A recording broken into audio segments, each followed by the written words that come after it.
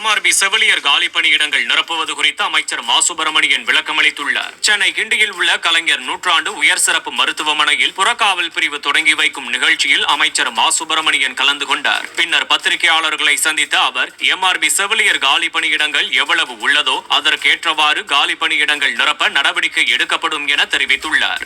MRBங்கிறது medical services requirement மட்டுமே பார்க்கிற ஒரு அமைப்பு.